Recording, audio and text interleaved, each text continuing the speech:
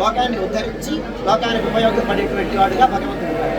అంటే సర్వకాల సర్వావస్థలలోనూ భగవంతుడు అనేటువంటి వాడు ఉండి ఆ సమయానికి అందరికీ ఉపయోగపడేగా స్వభావం కలిగినటువంటి వాడుగా వేదం ఆయన్ని ప్రస్తుతిస్తోంది.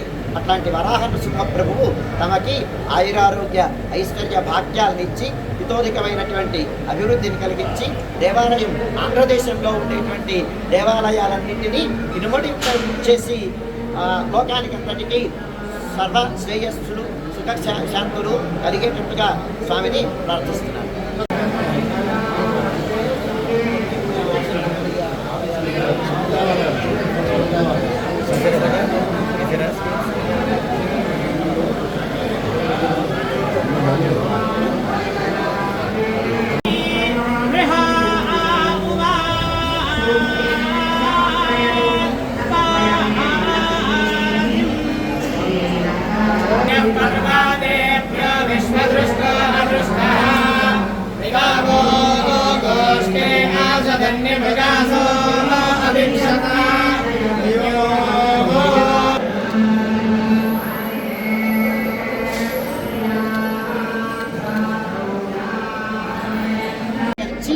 లోకాన్ని ఉద్ధరించి లోకానికి ఉపయోగపడేటువంటి వాడుగా భగవంతుడు ఉన్నాడు. అంటే సర్వకాల సర్వావస్థలలోనూ భగవంతుడు అనేటువంటి వాడు ఉండి ఆ సమయానికి అందరికీ ఉపయోగపడేగా స్వభావం కలిగినటువంటి వాడుగా వేదం ఆయన్ని ప్రస్తుతిస్తోంది.